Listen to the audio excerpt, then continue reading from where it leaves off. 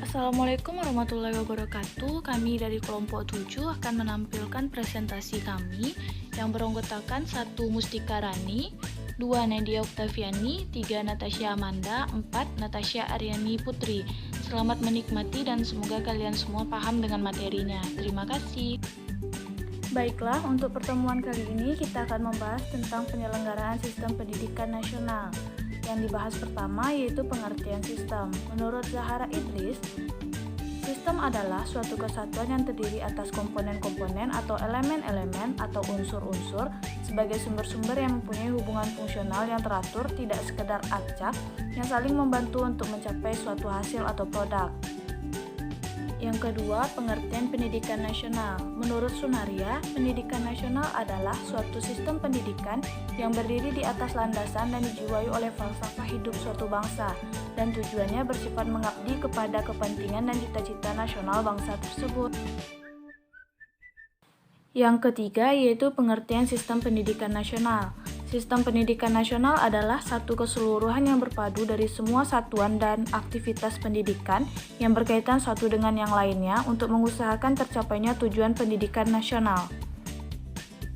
B. Jalur, jenjang, jenis pendidikan nasional. Yang pertama, jalur pendidikan nasional.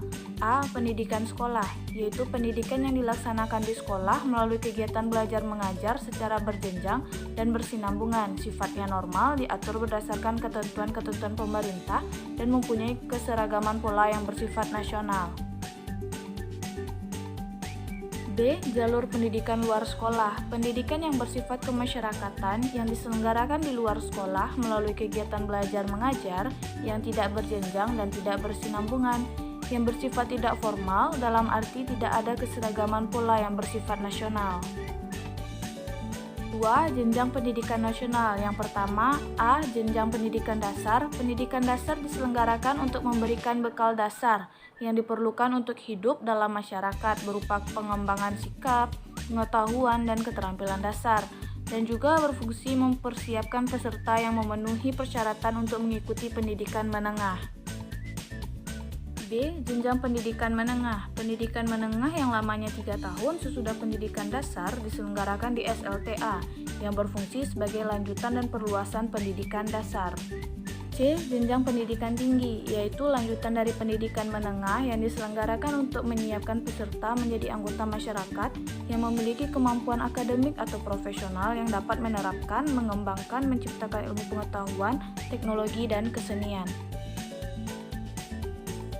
Yang ketiga, jenis program pendidikan yang terdiri dari A. Pendidikan umum, pendidikan yang mengutamakan perluasan pengetahuan dan keterampilan peserta didik dengan pengkhususan yang diwujudkan pada tingkat-tingkat akhir masa pendidikan, yang termasuk pendidikan umum adalah SD, SMP, SMA, dan universitas.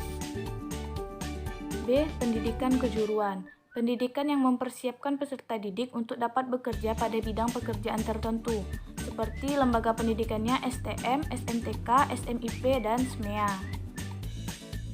C. Pendidikan luar biasa, yaitu pendidikan khusus yang diselenggarakan untuk peserta didik yang menyandang kelainan fisik atau mental, yang termasuk pendidikan luar biasa adalah SDLB, SGPLB.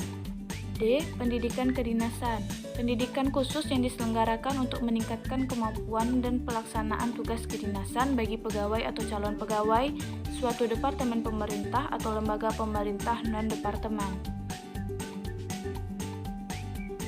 E. Pendidikan keagamaan, yaitu pendidikan khusus yang mempersiapkan peserta didik untuk dapat melaksanakan peranan yang menuntut penguasaan pengetahuan, khususnya tentang ajaran agama.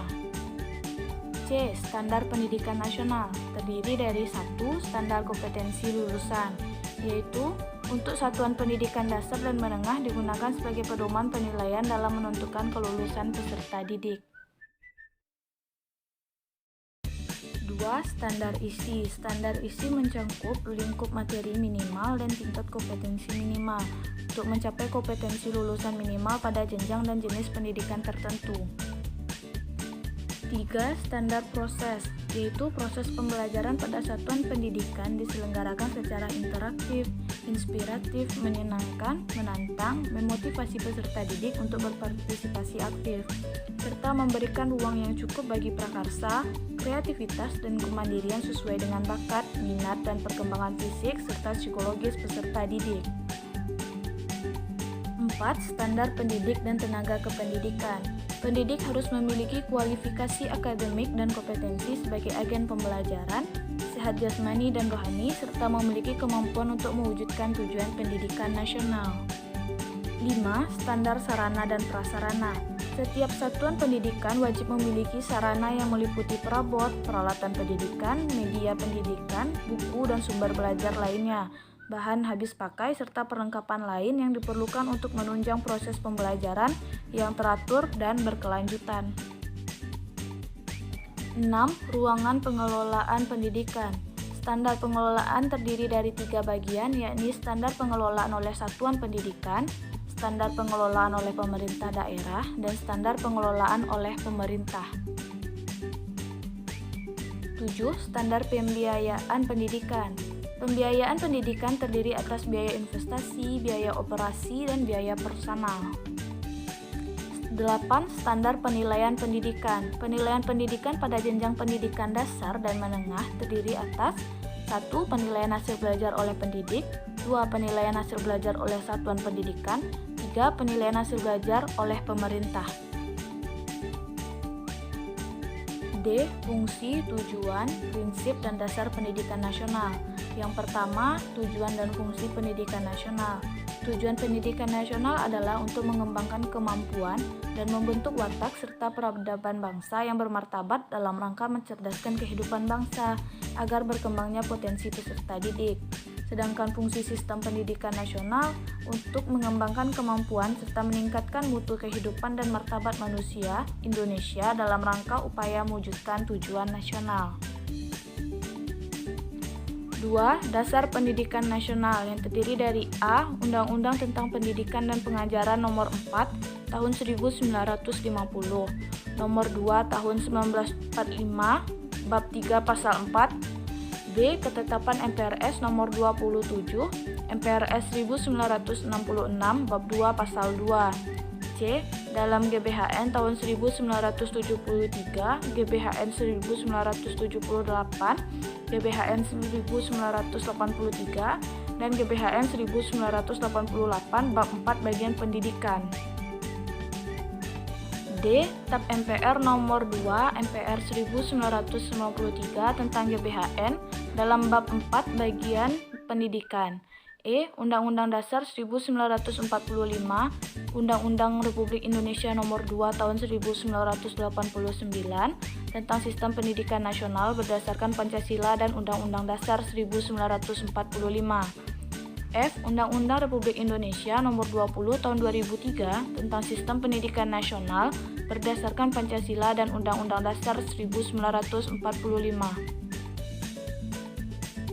3. Prinsip penyelenggaraan pendidikan nasional. A. Pendidikan diselenggarakan secara demokratis dan berkeadilan serta tidak diskriminatif dengan menjunjung tinggi hak asasi manusia, nilai keagamaan, nilai kultural, dan kemajemukan bangsa. B. Pendidikan diselenggarakan sebagai satu kesatuan yang sistematik dengan sistem terbuka dan multimakna. C. Pendidikan diselenggarakan sebagai suatu proses pembudayaan dan pemberdayaan peserta didik yang berlangsung sepanjang hayat. D. Pendidikan diselenggarakan dengan memberi keteladanan, membangun kemauan, dan mengembangkan kreativitas peserta didik dalam proses pembelajaran. E. Pendidikan diselenggarakan dengan mengembangkan budaya membaca, menulis, dan berhitung bagi segenap warga dan masyarakat. F. Pendidikan diselenggarakan dengan memberdayakan semua komponen masyarakat melalui peran serta dalam penyelenggaraan dan pengendalian mutu layanan pendidikan. E. Undang-Undang Sistem Pendidikan Nasional. Sistem Pendidikan Nasional diatur dengan Undang-Undang Nomor 20 Tahun 2003 tentang Sistem Pendidikan Nasional. Dasar hukum Undang-Undang Sistem Pendidikan Nasional, landasan hukumnya yaitu Undang-Undang Nomor 20 Tahun 2003 tentang Sistem Pendidikan Nasional. Berikut ini pasal-pasalnya.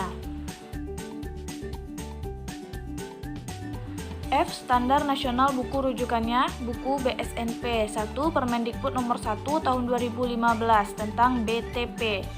Berikut ini adalah penjelasannya. 2. Review buku teks kurikulum 2013. Berikut penjelasannya. Yang ketiga yaitu instrumen penilaian buku teks pelajaran tahun 2014. Demikian penjelasannya.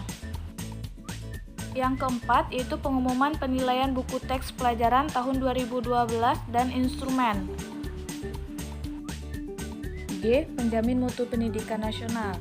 Penjaminan mutu pendidikan adalah amanat Undang-Undang Nomor 20 Tahun 2003 tentang Sistem Pendidikan Nasional yang kemudian ditegaskan lebih lanjut dalam Permendiknas Nomor 63 Tahun 2009 tentang Sistem Penjaminan Mutu Pendidikan.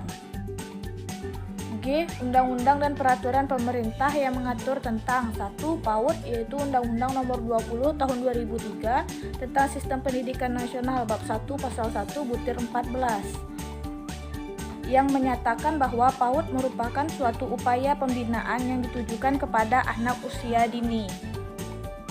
2. Pendidikan dasar yaitu Pasal 13 Undang-Undang Nomor 2 Tahun 1989 tentang Sistem Pendidikan Nasional. 3. Pendidikan menengah yaitu Undang-Undang Nomor 5 Tahun 2017 tentang Pemajuan Kebudayaan.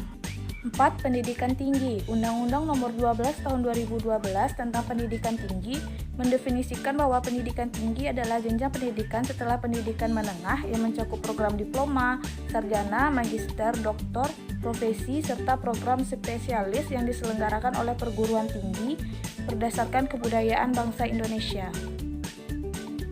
Jenis pendidikan beserta contoh. 1. Jenis pendidikan dibedakan menjadi beberapa macam, diantaranya SMA, agama, dan kejuruan, sementara jalurnya ada formal, informal, dan non-formal. 2. Contoh pendidikan. 1. Sekolah, 2. Lembaga pelatihan, 3. Pendidikan di lingkungan pendidik. J. Jenis-jenis perguruan tinggi. 1. Universitas, 2. Institut, 3. Sekolah tinggi, 4. Politeknik, dan 5. Akademi. Perguruan tinggi berdasarkan pengelolaannya. A. Perguruan tinggi negeri, B. Perguruan tinggi swasta, C. Perguruan tinggi kedinasan. K. Badan Akreditasi Nasional Perguruan Tinggi. Badan Akreditasi Nasional Perguruan Tinggi merupakan satu-satunya badan akreditasi yang memperoleh wewenang dari Kementerian Riset dan Teknologi Perguruan Tinggi Republik Indonesia. Dalam meningkatkan mutu pendidikan tinggi, memperkenalkan serta menyebarluaskan paradigma baru dalam pengelolaan pendidikan tinggi dan meningkatkan relevansi atmosfer akademik, pengelolaan institusi, efisiensi, dan keberlanjutan pendidikan. L. Peraturan tentang SMK serta pendidikan akademi yaitu Undang-Undang Nomor 20 Tahun 2003 dikatakan bahwa pendidikan nasional berfungsi mengembangkan kemampuan dan membentuk sekolah menengah kejuruan mengacu pada isi Undang-Undang Sistem Pendidikan Nasional. M. Macam-macam dan pengelolaan masing-masing akademi dan politeknik. 1. Jenis perguruan tinggi berdasarkan sistem pendidikannya. A. Universitas, B. Institut, C. Sekolah tinggi, D. Akademik, E. Politik.